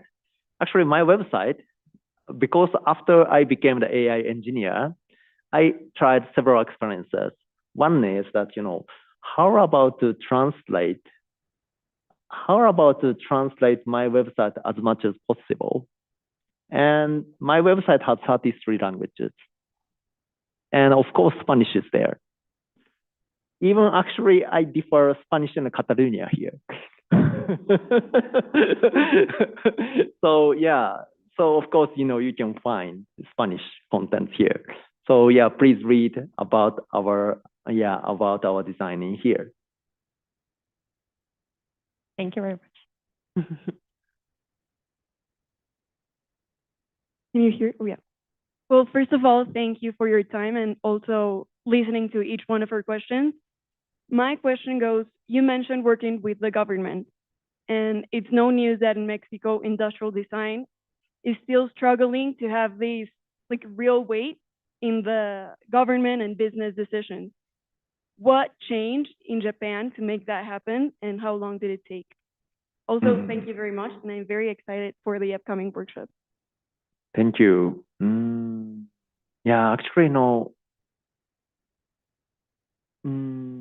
Until maybe 30, 40 years ago, there was a kind of good movement of Japanese government to focus on design, but now it's not. So actually now what I'm doing is dancing crazily with some innovators in education, or some innovators in sustainability, or some specialists getting together. For example, for making the adaptment, we work together with 15 of quite amazing scholars, researchers in that field, top researchers, to raise the hand. Now, the first step is always voluntary. Like, for example, the Yellow Book is quite a kind of great publishment, but actually, very first, it was not, because, that information is almost, half, a little bit less than half of the book is the same as my book, which was published after the earthquake. And on the time, my activity, which is called Live, from Bible, and also let.live. Let me show you.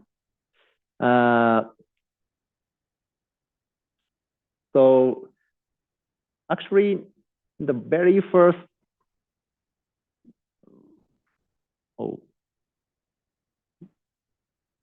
very first thing we did for disaster situation happened is that, to gather quite meaningful information, getting together and put the publishment of the open design, like how to make hot water tank or dishes or temporary toilet.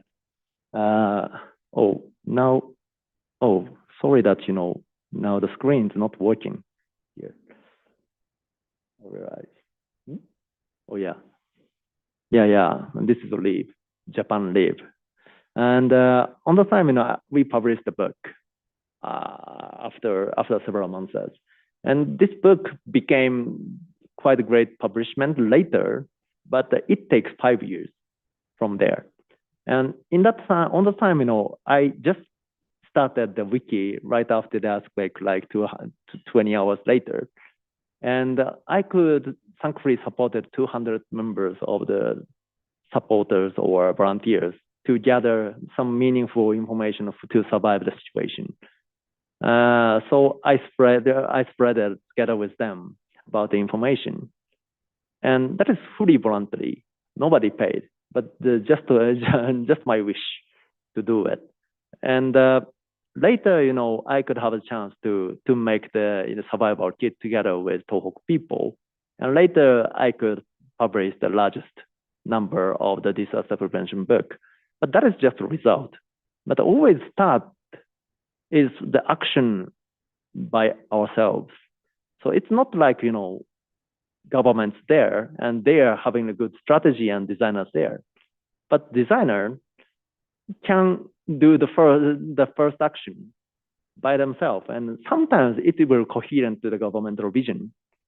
And if there is some such small already examples, then that example emerges later as a big fruit. But in my experience, there was no chance that, start from such kind of huge fund and governmental actions. But sometimes, that is a kind of action and reaction. So we cannot just such action and reaction like snowball. Sometimes it evolves and sometimes not. And we cannot predict which seed will emerge. But we can plant the seed. And always planting the seed can be the cost. But yeah, so it's very recommendable to put the seed you really want to plant. Because you can keep doing it.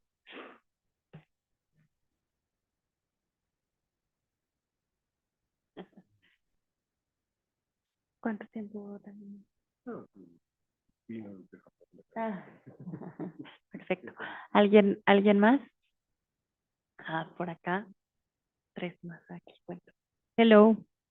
Thank you very much for all your words. It was very inspiring to hear you. My question goes more related to understand the creativity process in the projects you work on. I understand they must be very vast. They must be tackled in different ways according to the subject. But I would like to know who gets involved in the creativity process and who makes those decisions and why. Who make the decisions of creative process? Yes, who's making those decisions according to the type of project? Yeah, thank you very much. Yeah, I believe, it's interestingly, of course, I'm making the decision as a designer. But always like I feel the good decision is something you do. It's not something you do, but it emerges. So actually, there is a reason already of the decision. And what we are trying to do is to make the visibility. And also, what we are doing is a kind of making the gap between the current existing solution to the new solution. So both, in a way, for example, in this diagram, both are selfless because this is error. There is no intention. And this is a selection pressure, which already existing. And also, from the past as well. So actually, these processes are both selfless. And often, for example, Japanese master of sculptor or master of painter, they often mention about selflessness. And I believe so because, good design is always something surface on the creator. For example, my light, which shaped the moon, was copied, but actually nobody designed the moon. And the moon was the brightest object in the past. So actually, of course, every lighting can be the copy of moon in a way. So actually, you cannot dominate the design because that is not my design already. But there's many reasons why I can, should try the moon-shaped lighting, because 2007, one satellite rounded the moon, which is called Kaguya from Japan. And that satellite gathered a quite detailed moon shape for the first time in the history. And after that, 3D printer technology is getting popular. And by chance, there was a kind of crazy designer who inspired these phenomena. And also, on that time, there was 2011, I designed the moon because the earthquake was happened by the moon. On the time, right after the earthquake, two weeks later, we faced actually the brightest moon in 20 years history, in 20 years within that time. So actually the gravity and the moon, because the brightness of the moon is the distance to the earth. So the point is like, actually the moon can be the cause of the earthquake, but also the hope of light, because that is the brightest moon when the all electricity down. So the lighting was like the hope, but at the same time, that is like something fearful. So I really wanted to make that idea possible and just make it and just published to the social media and spread it and copied. And my patent was gone. But yeah, that was the kind of reason behind of it. So actually, for finding such reason, sometimes that reason is not is not intentional, but sometimes such intention can be found in later. So yeah, so the process of creativity, if it's in good way, it's not like decision making, but like decision emerging.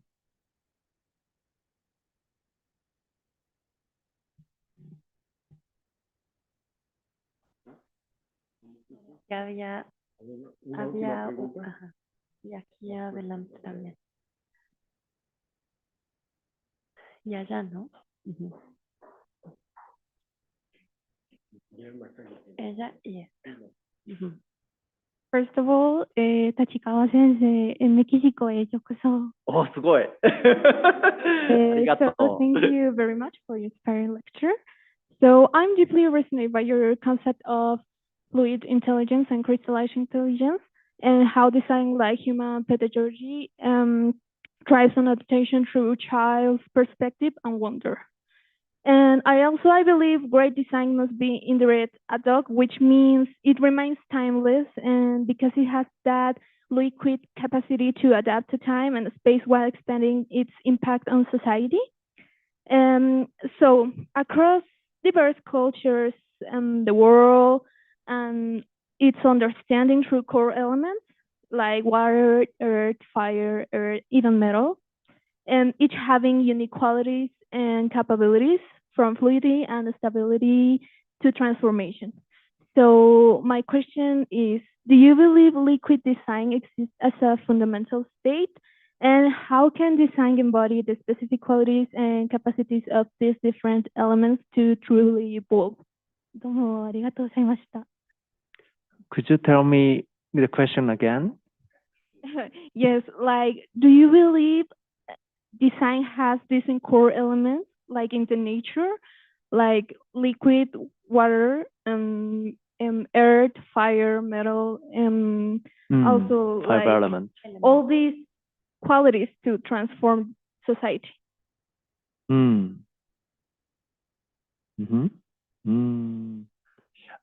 I'd like to know more about your the behind thinking of your question.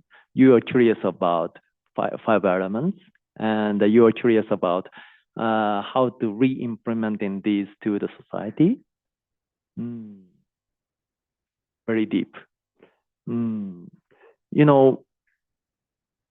First, of course, we do have the capacity of intellectual quality.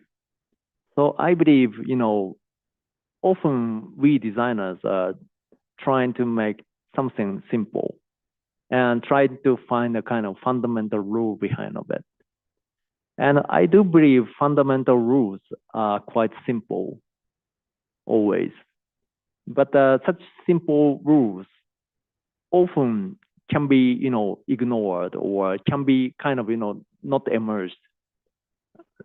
So actually, finding the rule behind of such complex situation, like 5 elements, is very important. Like for my case, like, Darwinism diagram can explain many of the things, or such kind of four kind of aspect of observation can explain many of the things.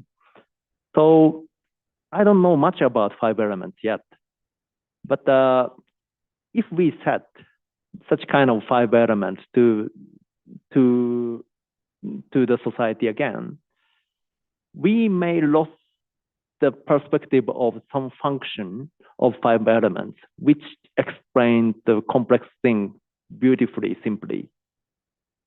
So first thing I would do is to know about what is the kind of system behind the 5 elements. And because, you cannot deal with the sign usually. Yeah, if the concept is only the word, like fire, then you cannot do anything.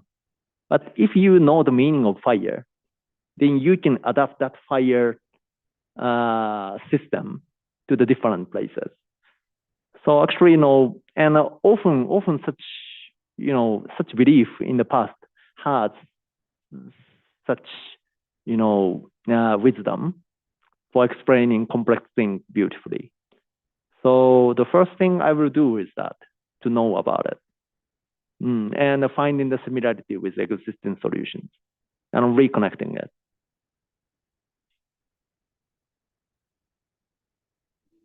And the last question in here.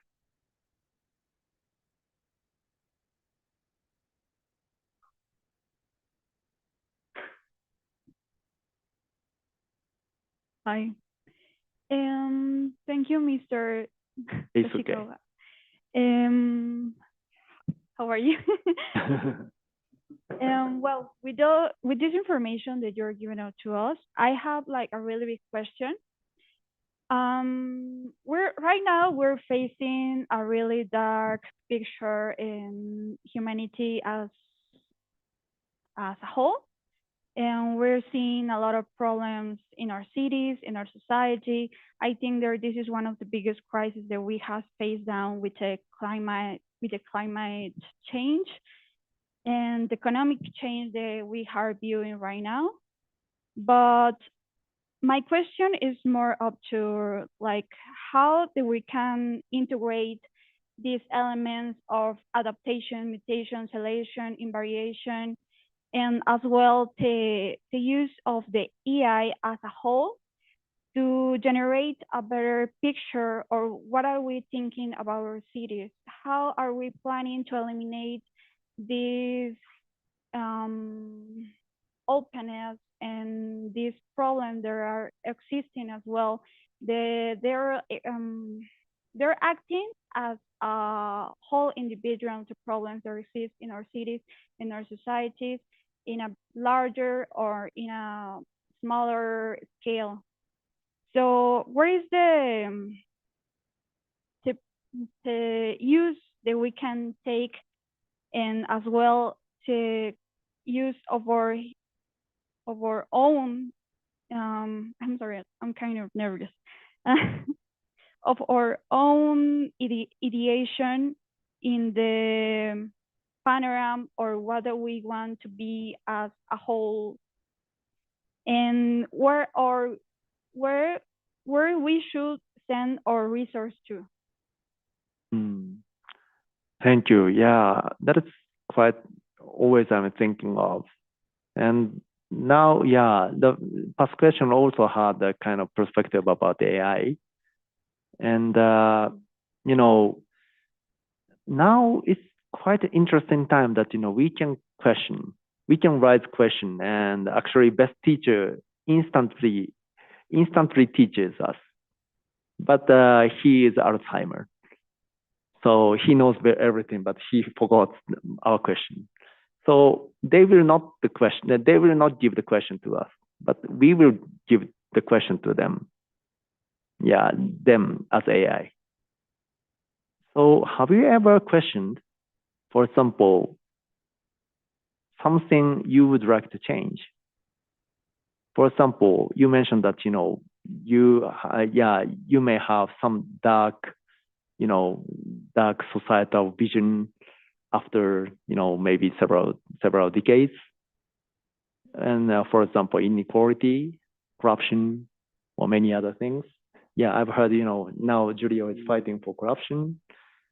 So we can kind of, we are living quite interesting era that, for example, if we would like to tackle on corruption, then we can search for example, we can ask to AI that, there was kind of good design or creative campaign which fight quite good way with corruption.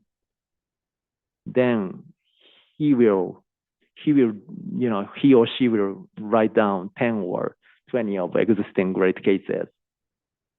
And also, after that, if you may find some of the quite good references, you can ask detail about these, why that succeeded, what is the situation. Then he or she will answer something. And later, again, you can ask that, with current situation, with current 21st century situation, and in Mexico, how we can adapt this concept to the actual situation. Then he will answer something. Of course, it's not right, but at least that he knows many of the knowledge. So the important thing is to keep raising the question. After that, we can ignore them. But after we could find really, really great hypothesis or the concept to tackle on that, oh, this may be really good and never seen that before. Then why not to do it, right? So actually, we are now not fighting with the knowledge or the volume of knowledge, but like, we are fighting, or we are kind of, competing the quality of question, or the plentiness of questions. In other words, that is curiosity. Often, such question have never raised, because bigger question, usually we give up instinctively, like, oh, that is not my matter. But actually not, because we do have quite wisdom machine together with us, and even they can code. So I could become a kind of coding engineer because of them. Right? So what I'm just doing is keep questioning, like, how to put the Mexican hazard map into the map. And yesterday I could put the Mexican hazard map to my application. But yeah, it was gone already. But yeah, so yeah, that is about question, and they know how to solve. So we need to question if we would like to change something. Thank you very much.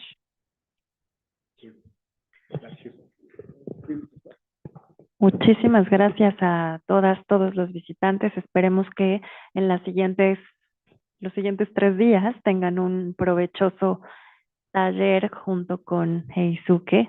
Tenemos a 40 participantes de distintas universidades quienes estarán aprendiendo de la mano de Eisuke todo lo que nos acaba de compartir. Así que muchísimas gracias, y con esto concluimos la sesión del día de hoy. Queremos darte este pequeño diploma de reconocimiento por haber estado con nosotros.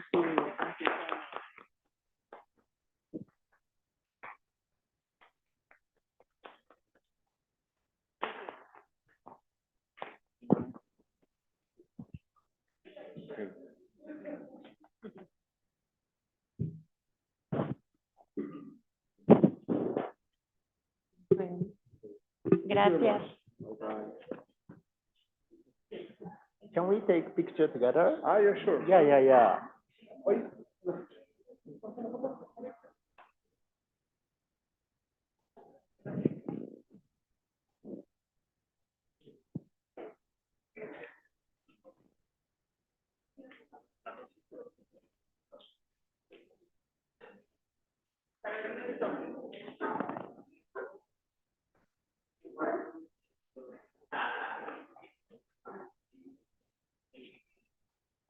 Buenísimo. Gracias.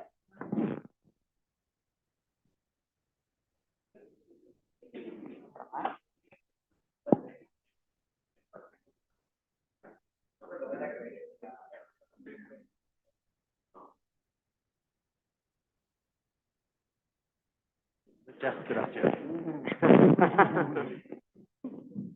Nice.